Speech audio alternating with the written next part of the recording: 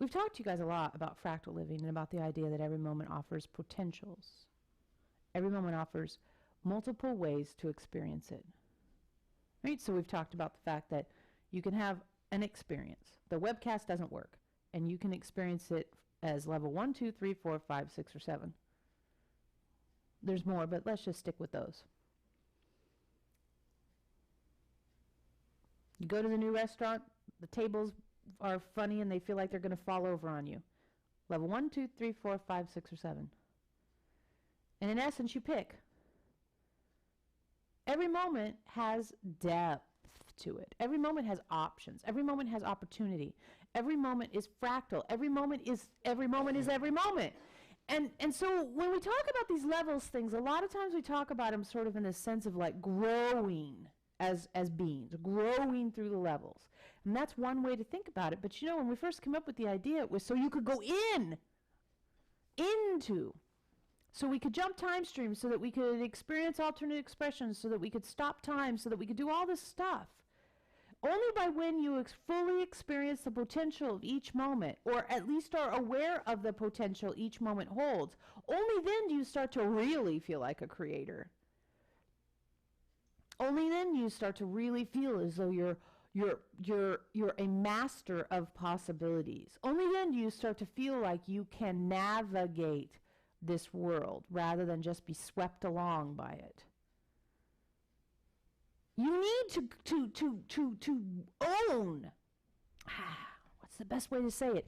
You need to own the fact that this moment holds potentials that you're ignoring, you're glossing over, you're pretending don't exist. So when you feel the sense of peace, when you feel the sense of not driven by adrenaline, when you feel the sense of opportunity to just be quiet, look to see what else this moment has for you. What else does this moment have for you? Can you explore this idea from all the levels purposefully? Can you say, okay, X is happening. Can I see it as a dualistic? Can I see it as a victim? Can I see it as I create my reality? Can I see it as choosing my reactions? Can I feel the fierceness of this trigger as mine? Can I see this, what trigger? Can I feel it's all me? Try it. It's not that you want to stay out of level 2 or level 1. You don't want to live from there, but you want to know what it offers. Once you get comfortable with the idea that you don't have to live there, you can use it as a tool, as a raw material, as an asset. You don't have to be afraid of, oh my God, I might fall into victimhood again. Once you get past that, then you can say, what would it look like to see this from a victim's perspective? Not to live there, but to know. Oh yeah, I can see where a victim perspective would say, yet I can feel into now a different way of seeing it. It helps you to not lose track of the fact that you share this planet with 7 billion others, but you don't have to live at their vibration. Because part of it's all me is being aware that all expressions are real expressions. They're not to be avoided as much as they're going to be acknowledged, but not absorbed. Acknowledged, but not lived. Just known, but not pursued. Ah, I see. That person is expressing a victim perspective and fixing their fears through XYZ, XY, XYZ. Those aren't for me, but I can see why they're doing them. I can see why that's needed in that moment by that perspective. If that person could just see that this small way, like you were talking about, just this small way differently, they would tumble out of level 2 into level 3 or level 4 automatically. Where's the linchpin? Where's the little movable piece, as Eloheim was talking about earlier? Where's the movable piece here? Not I'm going to change their perspective, not that I'm going to make them believe something new. Nothing like that. You wouldn't want anybody doing that to you. Leave them alone. It's none of your damn business what they think, except that you may be able to just tweak something small and see if they fall into a new level with it automatically, because it takes effort to stay in level 2. It requires effort, a committing. Talk about choose and choose again. They just choose and choose again the same damn thing, but they're choosing it all the time. Choosing to see it as a victim. Choosing over and over again. Because it's too uncomfortable to contemplate picking another viewpoint. Okay. So if you just said, you know, all change is challenging, but staying the same, oof, yuck, right? Sometimes just 5, 10, 15 words. And that might just be the little bitty stone that when moved collapses the whole wall.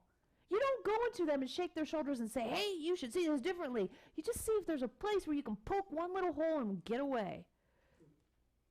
Not go live where they live, but know where it is they come from. Everybody's afraid. Everybody's fixing fears. Everybody's trying to find a way to make it make sense to them and keep their kids fed and keep a roof over their head. Some people do it with $9. Some people do it with 90 billion.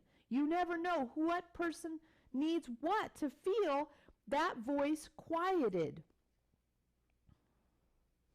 You don't even know what you need to make that voice be quiet. You work on it every gosh darn day and you still don't know. But you're getting better at knowing. You're getting better at knowing what makes that voice get quieter. Because you're having these silent periods, these peaceful periods, these open periods, these level 6 periods. What do you do from level 6? What is fascinating? What is juicy? What feels rich and real?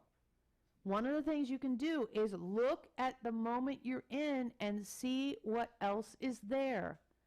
The whole levels thing, will just tell you right now, it's awesome. Get down. It's awesome. It's great. It's going to be good forever. But you know what? It's just a door opening. All it is trying to get you guys all on the same page so that we can do some real stuff. It's just trying to get you energetically ready to go so we can make some real change. So don't think it's the end of the road. It never was the end of the road. When we came up with it, Veronica looked it up, it was like November 11th of 2011. So we've been working on it for a while already. It takes a while to change. You're in a human form. You've got density and duality to deal with. Jesus. Plus, you got to go to work so you can eat. That we've gotten this far is practically a miracle. That we'll get further is going to be a miracle. But, you know, miracles happen. The truth of the matter is that the entirety of our teaching, not Eloheim, Eloheim.com, not the visionaries with their visions, not the warrior with all the sharp things. They all have their gig. Good. We love them. We hang out with them. They think we're weird, but that's all right. We're used to it. Our thing is to take you,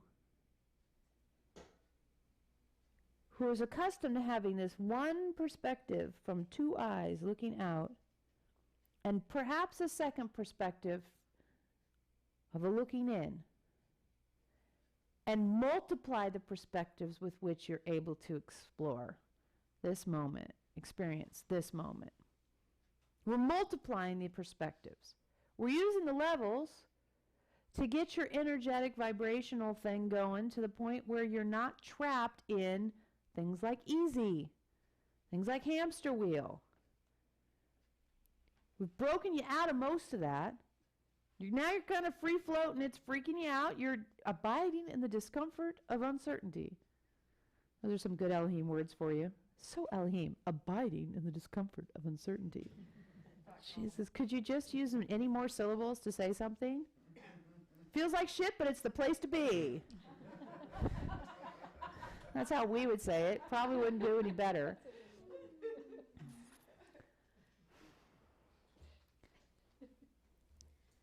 It's this idea that in order to see the multitude of possibilities that exist, we've said it is infinite possibilities.